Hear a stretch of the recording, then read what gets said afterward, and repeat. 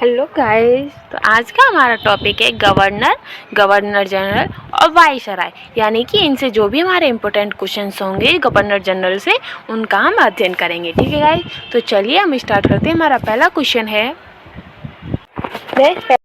है, निम्नलिखित कथनों पर विचार कीजिए। तो पहला कथन है, रॉबर्ट क्लाइव बंगाल के प्रथम गवर्नर जनरल थे।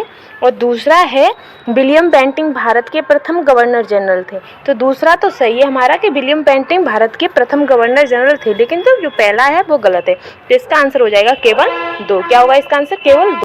वारेन हेस्टिंग को 1774 ईस्वी में बंगाल का प्रथम गवर्नर जनरल नियुक्त किया गया था। 1833 ईस्वी में लॉर्ड विलियम बेंटिंक को भारत का प्रथम गवर्नर जनरल बनाया गया। रॉबर्ट क्लाइव बंगाल का पहला गवर्नर नियुक्त किया गया था, जो इस पद पर 1758 से 1760 ईस्वी तक से लेकर एवं 1765 से 1767 ईस्वी की अवधि में तक रहा।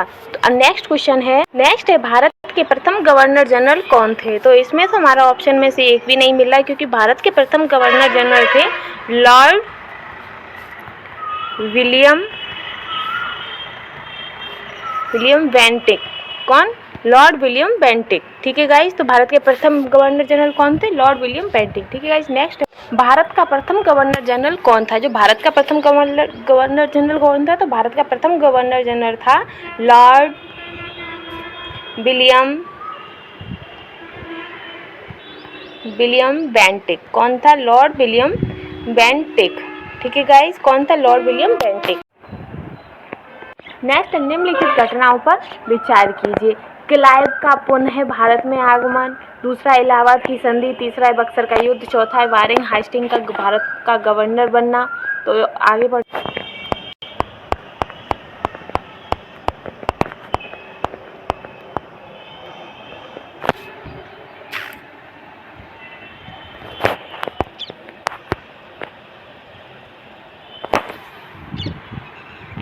फिर उपयुक्त घटनाओं के घटित होने के कालक्रम अनुसार को निम्नलिखित कूट से सही क्रम का चयन कीजिए। यानी कि पहले कौन सा हुआ था, फिर कौन सा हुआ था, फिर कौन सा। तो इसका ऑप्शन है बी। कौन सा है? Option B. इसकी व्याख्या देखिए।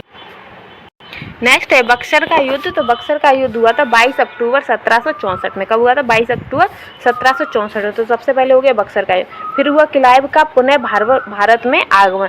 तो क्लाइव का पुनः आगमन हुआ था 3 मई 1765 में। कब? 3 मई 1765 में। फिर इलाहाबाद की संधि। तो इलाहाबाद की संधि हुई थी अगस्त में 1765 में। फिर वारेन हेस्टिंग का बंगाल का गवर्नर बनना। तो वो बने थे 1772 में। कब बने थे? 1772 में। ठीक है गाइस, और इस प्रश्न में गाइस थोड़ी सी त्रुटि थी, जिसके कारण इसका आंसर हम सही से नहीं हो पा रहा था। तो इसका व्याख्या में है कि वारेन हेस्टिंग को भारत का गवर्नर जनरल बताया गया था, जो कि गलत है। वह कलकत्ता प्रेसिडेंटी या बंगाल का गवर्नर था, ना कि भारत का। ठीक है गाइस, बंगाल का गवर्नर था, जो कि 1772 में बना था तथा 1774 में बंगाल का गवर्नर जनरल बना। निकटतम सही उत्तर इसका बी है। ठीक है गाइस, नेक्स्ट है, निम्न कथनों में से कौन सा सही नहीं है? तो इनमें से कौन सा कथन है जो सही नहीं है? तो पहला है, जन प्रशासन की नींव वारेन हेस्टिंग द्वारा मजबूती से रखी गई, जिस पर ऊपरी संरचना कॉर्नवालिस ने रखी। तो ये सही है। ईस्ट इंडिया कंपनी की असैनिक और सैनिक सुधार करने का श्रेय क्लाइव को जाता है, रॉबर्ट क्लाइव को। ये भी सही है। लॉर्ड विलियम बेंटिंक सबसे बड़े ब्रिटिश शासकों में से एक था, क्योंकि उसने भारत में ब्रिटिश साम्राज्य को संग्रहित किया। तो ये गलत है। लॉर्ड डलहौजी ने द्युति के सिद्धांत के आधार पर ब्रिटिश साम्राज्य को में समृद्ध क्षेत्र जोड़े। तो ये भी सही है। तो इसका आंसर हो जाएगा सी। इसका आंसर क्या होगा? सी। ठीक है गाइस, क्योंकि ये जो सी है वही गलत।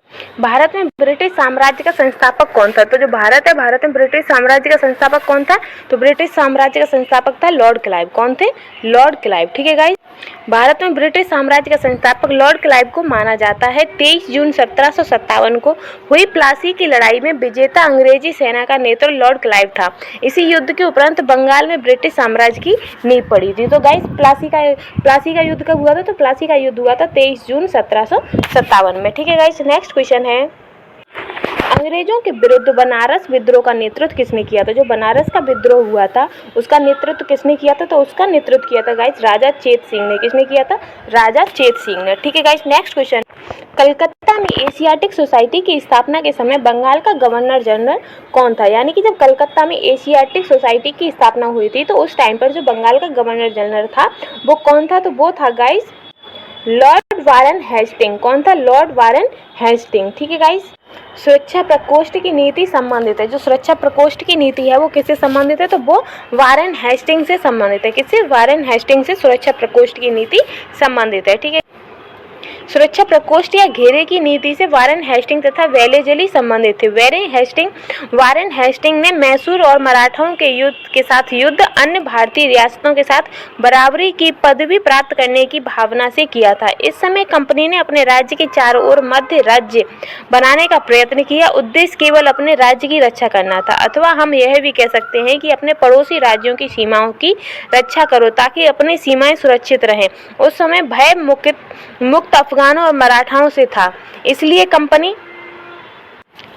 कंपनी ने अवध की रक्षा व्यवस्था के कार्य को इस शर्त पर संभाला कि वह अवध का नवाब उस व्यय का बोझ उठाए, और इस प्रकार अवध की रक्षा ही बंगाल की रक्षा थी।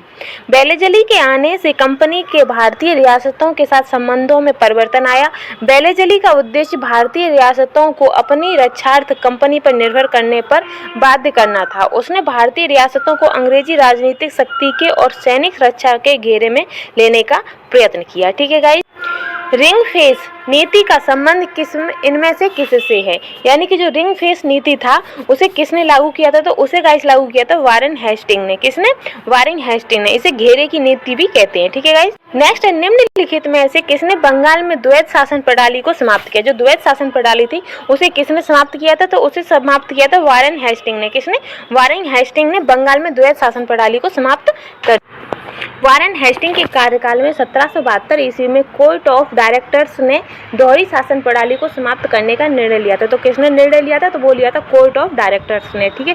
तथा कलकत्ता परिषद एवं उसके प्रधान को आज्ञा दी कि वे स्वयं दीवान बने और बंगाल, बिहार तथा उड़ीसा के प्रबंध को अपने हाथ में ले लें। वारेन हेस्टिंग ने दोनों उप दीवानों मोहम्मद रजा खां और राजा सिताब राय के पदच्युत कर दिया। द्वैत शासन की शुरुआत बंगाल में क्लाइव के समय 1765 में हुई थी। अब क्वेश्चन आया था कि द्वैत शासन की शुरुआत किसने कराई थी? तो द्वैत शासन की शुरुआत बंगाल में लॉर्ड क्लाइव ने 1765 में कराई थी। और खत्म किसने की? तो खत्म वारेन हेस्टिंग ने 1772 में की। ठीक है गाइस। नेक्स्ट क्वेश्चन है, नेक्स्ट बंगाल में द्वैत शासन प्रणाली किसके द्वारा लागू की गई थी? तो बंगाल में द्वैत शासन प्रणाली किसके द्वारा लागू की गई थी? तो वो रॉबर्ट क्लाइव द्वारा। किसके द्वारा? रॉबर्ट क्लाइव द्वारा। और कब? 1765 में। कब की गई थी? 1765 में। ठीक है गाइस। नेक्स्ट किस गवर्नर जनरल पर महाभियोग का मुकदमा चलाया गया था? तो इनमें से वह गवर्नर जनरल कौन है जिस पर महाभियोग का मुकदमा चलाया था? तो वो चलाया गया था वारेन हेस्टिंग पर। किस पर? वारेन हेस्टिंग्स पर। ठीक है गाइस। नेक्स्ट निम्नलिखित में से किस पर ब्रिटिश संसद ने महाभियोग का मुकदमा चलाया था? तो इनमें से किसने ब्रिटिश संसद में महाभियोग का मुकदमा चलाया गया था? तो वो चलाया गया था वारेन हेस्टिंग पर। किस पर? वारेन हेस्टिंग्स पर। ठीक है गाइस। नेक्स्ट भारत में न्यायिक संगठन की स्थापना किसने की थी? यानी कि भारत में न्यायिक संगठन की स्थापना किसने की थी? तो वो की थी लॉर्ड कॉर्नवालिस ने। किसने की थी? लॉर्ड कॉर्नवालिस ने। दीवानी और फौजदारी न्यायालय के श्रेणीबद्ध संगठन के जरिए न्याय प्रदान करने की एक नई व्यवस्था की नींव अंग्रेजों ने रखी। इस व्यवस्था को वारेन हेस्टिंग ने आरंभ किया, मगर कॉर्नवालिस ने इसे सुदृढ़ बनाया। 1793 ईस्वी में कॉर्नवालिस संहिता शक्तियों के पृथक्करण के सिद्धांत पर आधारित थी, जिसके तहत कर और न्याय प्रशासन को पृथक कर दिया गया। क्या कर दिया गया? तहत कर को और न्याय प्रशासन को अलग अलग कर दिया गया। कब? 1793 की कॉर्नवालिस संहिता के थ्रू। ठीक है गाइस। नेक्स्ट है, निम्नलिखित में से किस गवर्नर जनरल ने भारत की प्रथम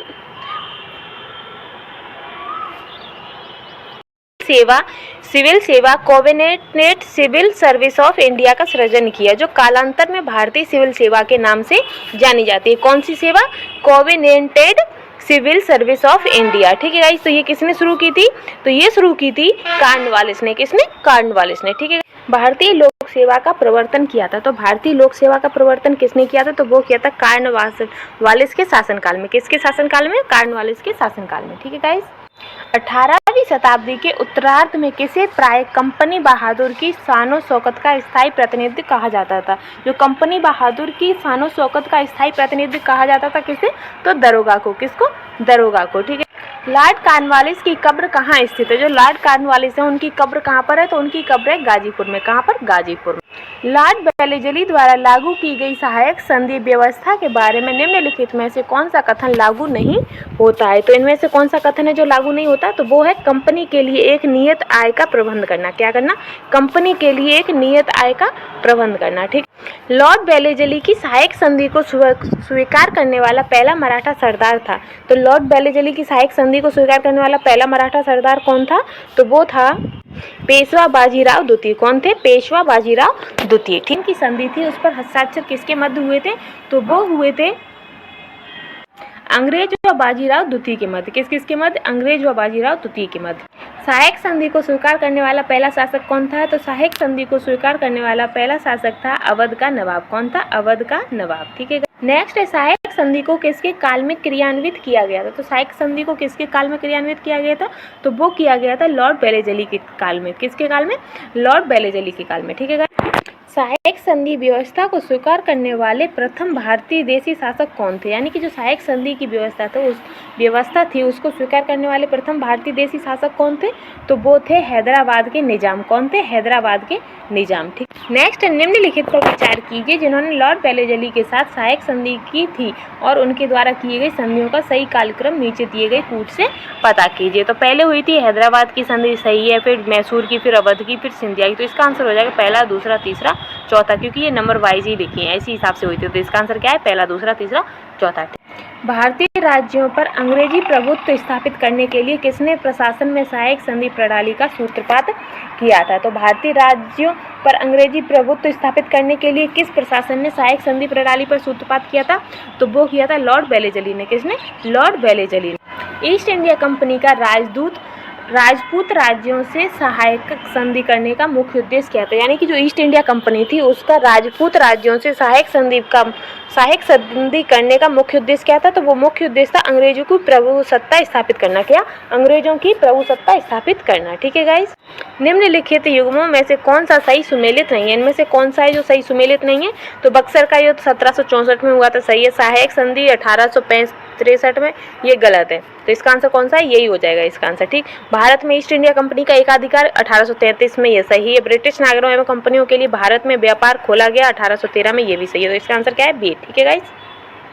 नेक्स्ट, उस समय नेपोलियन की शक्ति के सामने यूरोप में साम्राज्य धाराशायी हो रहे थे। नीचे लिखे गवर्नर जनरलों में से किस एक ने भारत में ब्रिटिश पताका फहरा रखी थी? तो किसने ब्रिटिश पताका फहरा रखी थी? तो वो फहरा रखी थी लॉर्ड बेलेजली ने। किसने? लॉर्ड बेलेजली। आंग्ल नेपाल युद्ध जिसके शासनकाल में हुआ था वो है, जो आंग्ल नेपाल युद्ध किन किन के बीच हुआ था? तो वो हुआ था लॉर्ड हेस्टिंग्स के बीच में। किसके? लॉर्ड हेस्टिंग्स के बीच में और नेपाल के बीच। नेक्स्ट है सुगोली की संधि हुई थी। जो सुगोली की संधि है वो कब हुई थी? तो वो हुई थी 1815 में। कब हुई थी सुगोली की संधि? 1800। नेक्स्ट है निम्नलिखित में से कौन सा युग्म सही सुमेलित नहीं है? तो इनमें से कौन सा सही सुमेलित नहीं है? हेक्टर मुनरो बक्सर का युद्ध से संबंधित है, ये सही है। लॉर्ड हेस्टिंग्स आंग्ल नेपाल युद्ध से संबंधित है, ये सही है। लॉर्ड बेलेजली चतुर्थ आंग्ल मैसूर युद्ध से संबंधित है, सही है। लॉर्ड कॉर्नवालिस तृतीय आंग्ल मराठा युद्ध से संबंधित है, ये गलत है। तो वो मराठा युद्ध से संबंधित नहीं थे। तो इसका आंसर क्या हो जाएगा? डी। ठीक है। तृतीय आंग्ल मराठा युद्ध संबंधित है। जो तृतीय आंग्ल मराठा युद्ध है वो किससे संबंधित है? तो वो लॉर्ड हेस्टिंग्स से संबंधित है। किससे? लॉर्ड हेस्टिंग्स से संबंधित है। सर थॉमस मुनरो किन वर्षों में मद्रास के गवर्नर रहे थे? जो सर थॉमस मुनरो हैं वो किन वर्षों में मद्रास के गवर्नर रहे थे? तो वो रहे थे 1820 से 1827 के मध्य। कब? 1820 से 1827 के मध्य। ठीक है गाइस। तथा कथित को शासन के आधार पर किस गवर्नर जनरल ने मैसूर राज्य के प्रशासन को ले लिया था? तो कौन सा गवर्नर जनरल था जिसने मैसूर के राज्य के प्रशासन को ले लिया था? तो वो थे लॉर्ड विलियम बेंटिक ने। किसने? लॉर्ड विलियम बेंटिक ने। निम्नलिखित बंगाल के गवर्नर जनरलों में से कौन एक तृतीय आंग्ल मैसूर से संबंधित है? तो इनमें से वह गवर्नर जनरल कौन है जो आंग्ल मैसूर युद्ध से संबंधित था? तो वो कौन सा है? तो वो है लॉर्ड कॉर्नवालिस। कौन है? Lord Cornwallis. ठीक है। ठगों का उन्मूलन किसके नेतृत्व में हुआ था? जो ठग थे उनका उन्मूलन किसके नेतृत्व में हुआ था? तो उनका उन्मूलन हुआ था कैप्टन सिलीमैन के नेतृत्व में। किसके? कैप्टन सिलीमैन। ठीक है गाइस। सती प्रथा पर पाबंदी किसने लगाई? तो जो सती प्रथा थी उस पर पाबंदी किसने लगाई थी? तो उसने लगाई थी विलियम बेंटिक ने। विलियम बेंटिक ने सती प्रथा पर पाबंदी लगाई थी। ठीक है गाइस। सती को गैर कानूनी किसने घोषित किया था? जो सती प्रथा थी उसे गैर कानूनी किसने घोषित किया था? तो वो किया था विलियम बेंटिंग ने। विलियम बेंटिंग ने सती प्रथा को गैर कानूनी घोषित किया था। विलियम बेंटिंग के द्वारा सती प्रथा किस वर्ष समाप्त की गई थी? तो विलियम बेंटिंग ने सती प्रथा को किस वर्ष समाप्त किया था? तो 1829 में। कब? 1789 में। कब रोका गया था? 1780। लॉर्ड डलहौजी द्वारा अवध का अंग्रेजी राज्य में विलय निम्न में से किस रीति से हुआ था? तो जो लॉर्ड डलहौजी द्वारा जो अवध का अंग्रेजी राज्य में विलय हुआ था तो वो किस नीति से हुआ था? तो वो हुआ था कुप्रशासन के कारण। किसके कारण हुआ था? कुप्रशासन के कारण। बघात रियासत का ब्रिटिश में विलय कब हुआ था? जो बघात रियासत था उसका ब्रिटिश में विलय कब हुआ था? तो उसका ब्रिटिश में विलय हुआ था 1850 में। कब हुआ था? 1850 में। ठीक है। नेक्स्ट है ब्रिटिश साम्राज्य में अवध का विलय हुआ था। तो ब्रिटिश साम्राज्य में अवध का विलय कब हुआ था? तो अवध का विलय हुआ था 1856 में। कब हुआ था? 1856 में। ठीक है गाइस। विलय का सिद्धांत के तहत निम्नलिखित राज्यों के विलय पर विचार कीजिए और उनके कालक्रम अनुसार व्यवस्थित कीजिए। यानी कि हमें देखना है कि जो विलय का सिद्धांत था उसमें किस किस ने और कब कब और कौन कौन से टाइमिंग पर विलय किया था। तो सबसे पहले किसने किया था? सबसे पहले सतारा का हुआ था, तो ये सही है। फिर क्या कहते हैं, बगात का हुआ था, फिर उदयपुर का हुआ था, उसके बाद झांसी का। तो इसका आंसर हो जाएगा सी। क्या हो जाएगा इसका आंसर? सी। ठीक है गाइस। अधोलिखित युग्मों में से कौन सुमेलित है? इनमें से कौन सुमेलित है? तो पहला है 1849 में सतारा का विलय हुआ था, तो गलत है। 1848 में पंजाब का विलय हुआ था, तो ये भी गलत है। 1856 में अवध का विलय हुआ था, तो ये सही है। 1855 में झांसी का विलय हुआ था, तो गलत है। इसका आंसर तो फिर क्या हो जाएगा? सी। क्या होगा इसका आंसर? सी। निम्नलिखित में से किसने विलय की नीति नियोजित एवं क्रियान्वयन की? यानी कि इनमें से वो कौन है जिसने विलय की नीति नियोजित एवं क्रियान्वित की? तो वो कौन है? तो वो है डलहौजी। कौन है? डलहौजी। ठीक है गाइस। ब्रिटिश द्वारा कुशासन का बहाना लेकर निम्न प्रांतों में से किस एक का शासक हटा दिया गया था? कौन सा बहाना लेकर? कुशासन का बहाना लेकर कौन से शासक को हटा दिया गया था? तो वो हटाया था अवध के शासक को। किसको? अवध के शासक को हटा दिया। भारत में ब्रिटिश शासन के दौरान निम्नलिखित राजसी राज्यों के विलय क्रम पर विचार कीजिए। तो इनमें से हमें देखना कि कौन सा पहले, फिर कौन सा, फिर कौन सा। तो सबसे पहले था सतारा, सतारा के बाद संबलपुर का, फिर झांसी का। इन हिसाब से क्योंकि सतारा का सबसे पहले विलय हुआ था, फिर संबलपुर का विलय हुआ, फिर झांसी का विलय हुआ। तो इसका आंसर क्या हो जाएगा? इसका आंसर हो जाएगा सी। क्या होगा इसका? लॉर्ड डलहौजी की विलय नीति का प्रथम शिकार निम्न में से कौन हुआ था? जो लॉर्ड डलहौजी की विलय नीति थे उसका शिकार सबसे पहले कौन हुआ था? तो उसका शिकार हुआ था सितारा। कौन हुआ था? सतारा। ठीक है गाइस। नेक्स्ट है जेम्स एंड्रूज रैमजे भारत के किस गवर्नर जनरल का वास्तविक नाम था? कौन सा? James Andrews Ramsay. तो ये किसका नाम था? तो ये नाम था लॉर्ड डलहौजी का। क्या था? लॉर्ड डलहौजी का नाम था जेम्स एंड्रूज रैमजे। ठीक है गाइस। अंग्रेजों द्वारा सिंध विजय संपन्न हुआ था। तो अंग्रेजों द्वारा सिंध विजय कब संपन्न हुआ था? तो वो हुआ था लॉर्ड एलेनबरो के समय में। किसके समय में? लॉर्ड एलेनबरो के समय में अंग्रेजों द्वारा सिंध विजय संपन्न हुआ था। ठीक है। सिंध पर ब्रिटिश ने कब्जा किया। तो सिंध पर ब्रिटिश ने कब कब्जा किया था? तो वो किया था 1843 में। कब? 1843 में सिंध ने क्या कहते हैं, सिंध पर ब्रिटिश ने कब्जा किया था। ठीक है गाइस। सिक्किम का भारत में विलय किसने किया था? जो सिक्किम राज्य है उसका भारत में विलय किसने किया था? तो वो किया था लॉर्ड डलहौजी ने। किसने किया था? लॉर्ड डलहौजी ने। ठीक। निम्नलिखित में से कौन अवध का ब्रिटिश रेजिडेंट था? अब जब अवध का ब्रिटिश साम्राज्य में विलय हुआ था, जब अवध का ब्रिटिश साम्राज्य में विलय हुआ था तो उस टाइम पर अवध का ब्रिटिश रेजिडेंट कौन था? तो वो थे जेम्स आउटरम। कौन थे? James Outram. ठीक है गाइस। भारत में प्रथम रेलवे लाइन किस ब्रिटिश गवर्नर के समय बिछाई गई थी? तो भारत में प्रथम रेलवे लाइन किस गवर्नर के टाइम पे बिछाई गई थी? तो वो बिछाई गई थी लॉर्ड डलहौजी के टाइमिंग पे। किस? कब? लॉर्ड डलहौजी के। भारत में प्रथम रेल लाइन का निर्माण किन नगरों के बीच हुआ था? तो भारत में प्रथम रेल का निर्माण कहाँ के बीच हुआ था? तो वो बम्बई और थाड़े। किसके बीच में? बम्बई और थाड़े के मध्य। ठीक है। नेक्स्ट है भारत में रेलवे लाइन कब शुरू की गई थी? यानी कि भारत में रेलवे लाइन का उद्घाटन कब हुआ था? तो वो हुआ था 1853 में। कब हुआ था? 1853 में। और किसके शासनकाल में? तो लॉर्ड डलहौजी के शासनकाल में। किसके शासनकाल में? लॉर्ड डलहौजी के शासनकाल में। ठीक। किस कंपनी ने सर्वप्रथम भारत में रेल यात्रा प्रारंभ की? तो इनमें से वह कंपनी कौन सी है जिसने सबसे पहले भारत में रेल यात्रा प्रारंभ की? तो वह कंपनी है ग्रेट इंडियन पेनिनसुला रेलवे। कौन सी? Great Indian peninsula railway. ठीक है गाइस। ब्रिटिश भारतीय राज्य क्षेत्र का अंतिम प्रमुख विस्तार हुआ था। जो ब्रिटिश भारतीय राज्य क्षेत्र का अंतिम प्रमुख विस्तार कहाँ हुआ था? तो वो हुआ था डफरिन के समय में। किसके समय में हुआ था? डफरिन के समय में। ठीक है गाइस। पब्लिक वर्क्स डिपार्टमेंट को 1845 से 1855 के दौरान स्वरूप देने वाले थे। किसको? पब्लिक वर्क्स डिपार्टमेंट को। तो किसने दिया था? तो वो दिया था लॉर्ड डलहौजी ने। किसने दिया था? लॉर्ड डलहौजी ने। ठीक है गाइस। विधवा पुनर्विवाह अधिनियम किसके शासन में क्रियान्वित किया गया था? तो विधवा पुनर्विवाह अधिनियम किसके शासन में क्रियान्वित किया गया था? तो वो किया गया था तो लॉर्ड कैनिंग के शासनकाल में। किसके शासनकाल में? लॉर्ड कैनिंग के शासनकाल में। ठीक है गाइस, नेक्स्ट क्वेश्चन है, 1 नवंबर 1858 को महारानी विक्टोरिया का घोषणा पत्र इलाहाबाद में पढ़कर सुनाया था। यानी कि 1 नवंबर को 1858 में जो महारानी विक्टोरिया का घोषणा पत्र था, तो वो इलाहाबाद में सबसे पहले किसने पढ़ के सुनाया था? तो वो सुनाया था लॉर्ड कैनिंग ने। किसने सुनाया था? लॉर्ड कैनिंग ने। ठीक है गाइस, नेक्स्ट है, निम्न में से कौन एक भारत का प्रथम वायसराय था? तो इनमें से कौन है जो भारत का प्रथम वायसराय था? तो वो है लॉर्ड कैनिंग। कौन है? लॉर्ड कैनिंग भारत के प्रथम वायसराय थे। ठीक है गाइस, नेक्स्ट क्वेश्चन है,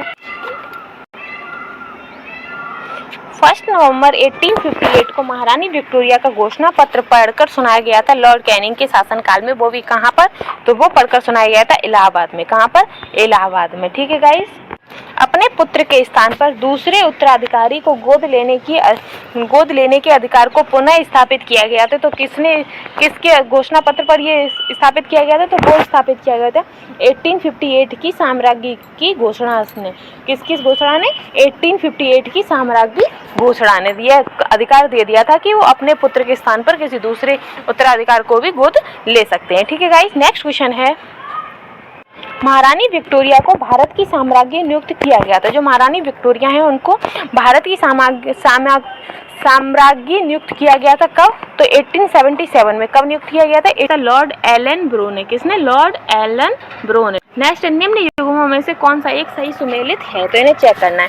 तो लॉर्ड कैनिंग भारतीय राष्ट्रीय कांग्रेस की स्थापना गलत है। लॉर्ड डलहौजी सहायक संधि गलत है। लॉर्ड बेलेजली चतुराईपूर्ण निष्क्रियता, ये भी गलत है। लॉर्ड कॉर्नवालिस स्थायी बंदोबस्त। तो इसका आंसर हो जाएगा ए। क्या होगा इसका आंसर? ए। ठीक है गाइस, नेक्स्ट, निम्नांकित में किसका सुमेल नहीं है? तो इनमें से किसका सुमेल नहीं है, आपस में मैच नहीं खाते हैं? तो वो है, पहला है लॉर्ड कॉर्नवालिस स्थायी बंदोबस्त, ये सही है। लॉर्ड बेलेजली सहायक संधि, ये भी सही है। लॉर्ड डलहौजी व्यापकगत का सिद्धांत, ये भी सही है। लॉर्ड कैनिंग उच्चतम निष्क्रियता, तो ये गलत है। तो इसका आंसर क्या हो जाएगा? डी। ठीक है गाइस, क्या होगा इसका आंसर? डी।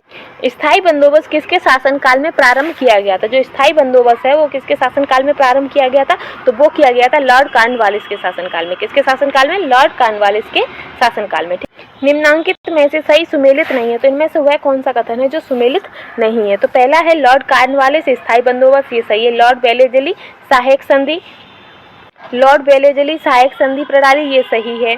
फिर लॉर्ड हेस्टिंग द्वितीय एंग्लो मराठा युद्ध, ये गलत है। लॉर्ड हेस्टिंग द्वितीय मराठा युद्ध से संबंधित नहीं है। फिर है लॉर्ड बेंटिंग 1829 17वां रेगुलेशन, ये भी सही है। इसका आंसर क्या हो जाएगा? इसका आंसर हो जाएगा सी। ठीक है गाइस, पेशवाई को कब समाप्त किया गया था? जो पेशवाई थी उसे कब समाप्त कर दिया गया था? तो उसे 1818 में समाप्त कर दिया गया था। किसको?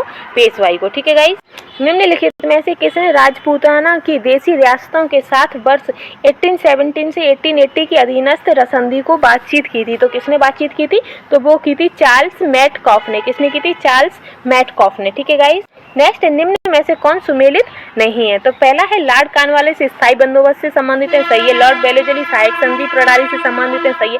सर जॉन शॉर आंग्ल नेपाल युद्ध से संबंधित है, तो ये गलत है। फिर है लॉर्ड हेस्टिंग द्वितीय आंग्ल मराठा युद्ध से संबंधित है, तो ये सही है। तो इसका आंसर हो जाएगा सी। क्या होगा इसका आंसर? सी। ठीक है, निम्नलिखित में से कौन एक सही सुमेलित है? तो इनमें से कौन सा है जो सही सुमेलित है? पहला है लॉर्ड एलन ब्रो अवध का विलीनीकरण से संबंधित है, गलत है। लॉर्ड डलहौजी सिंध का विलीनीकरण से संबंधित है, ये भी गलत है। लॉर्ड बेलेजली चतुर्थ आंग्ल मैसूर युद्ध से संबंधित है, तो ये सही है हमारा।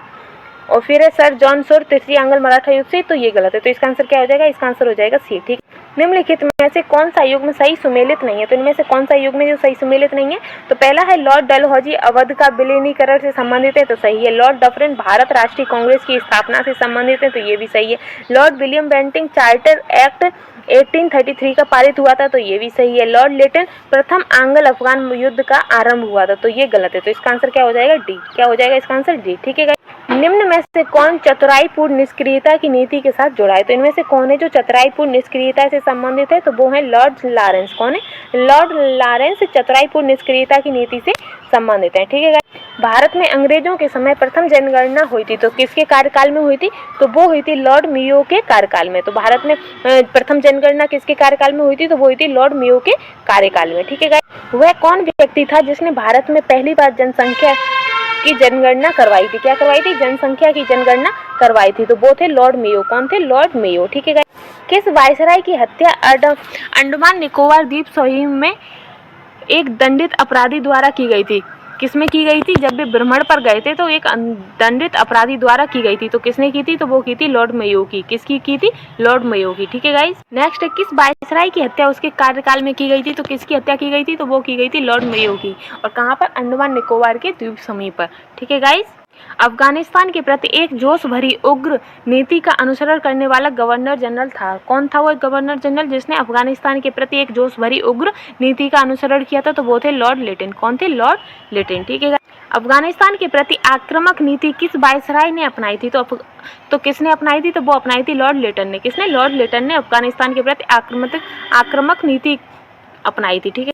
कौन भारत का वायसराय सबसे दीर्घ काल तक रहा था? तो इनमें से वह कौन वायसराय है जो भारत में सबसे ज्यादा तक दीर्घ काल तक रहा था? तो वो कौन है? तो वो है लॉर्ड कर्जन। कौन है? Lord Curzon. ठीक है। भारत में स्थानीय स्वायत्त शासी संस्थाएं 1882 में सशक्त की गई थी। कब? कौन सी? स्थानीय स्वायत्त शासी संस्थाएं। तो किसके शासनकाल में? तो वो लॉर्ड रिपन द्वारा 1882 में स्थानीय स्वायत्त शासी संस्थाएं सशक्त की गई थी। ठीक है गाइस। नेक्स्ट है, भारत में स्थानीय स्वायत्त शासन को किसने प्रोत्साहित किया था? यानी कि भारत में स्थानीय स्वायत्त शासन को किसने प्रोत्साहित किया था? तो वो किया था लॉर्ड रिपन ने। किसने? लॉर्ड रिपन ने। ठीक है गाइस। एल्वाइट विल विवाद किससे संबंधित है? जो एल्वाइट विल विवाद है वो किससे संबंधित है? तो वह संबंधित है भारतीय द्वारा हथियारों लेकर चलने पर कुछ प्रबंधों पर लागू किया गया था। तो नहीं। भारतीय भाषाओं में प्रकाशित होने वाले समाचार पत्रों और पत्रिकाओं पर प्रतिबंध लागू किया गया था। तो नहीं। यूरोप के लोगों के मामलों की सुनवाई करने के लिए भारतीय न्यायाधीशों पर लगाई गई अयोग्यता को हटाया जाना था। तो ये सही है। तो इसका आंसर क्या हो जाएगा? सी। इसका आंसर क्या है? सी। ठीक है। किसकी पदावधि में महिलाओं तथा बच्चों की कार्यावधि के घंटों को? तो वो किया था लॉर्ड रिपन ने। किसने किया था? लॉर्ड रिपन ने। ठीक है गाइस। Next question. नेक्स्ट, निम्नलिखित स्थानों पर विचार कीजिए। तो पहला है, फैक्ट्री एक्ट 1881 में औद्योगिक कामगारों की मजदूरी नियत करने के लिए और कामगारों को मजदूर संघ बनाने देने की दृष्टि से पारित किया गया था। तो ये गलत है। एम लोखंडे ब्रिटिश भारत में मजदूर आंदोलन संगठित करने में अग्रणी थे। तो ये सही है। तो इसका आंसर हो जाएगा बी। क्या है इसका आंसर? बी। नेक्स्ट, निम्नलिखित में से किसे भारत में स्थानीय स्वायत्त शासन का जनक माना जाता है? तो किसे माना जाता है स्थानीय स्वायत्त शासन का जनक? तो वो माना जाता है लॉर्ड रिपन को। किसको? लॉर्ड रिपन को। ठीक है। नेक्स्ट, निम्नलिखित में से कौन युग्म सही सुमेलित नहीं है? तो इनमें से कौन है जो सही सुमेलित नहीं है? तो पहला है स्थानीय सुशासन लॉर्ड रिपन। तो ये गलत है। फिर है सहायक संधि लॉर्ड वेलेजली से। तो ये सही है। राज्य अपहरण नीति लॉर्ड डलहौजी से। ये भी सही है। स्थायी बंदोबस्त कॉर्नवालिस से। ये भी सही है। तो इसका आंसर हो जाएगा ए। क्या होगा इसका आंसर? ए। ठीक है गाइस। तो गाइस, जो हमारा गवर्नर जनरल वाला जो चैप्टर था, जो टॉपिक था, वो हमारा यहीं समाप्त होता है। अगला हमारा नेक्स्ट वीडियो में हमारा टॉपिक होगा ब्रिटिश शासन का भारतीय अर्थव्यवस्था पर प्रभाव। क्या होगा? ब्रिटिश शासन का भारतीय अर्थव्यवस्था पर प्रभाव। ठीक है गाइस। तब तक के लिए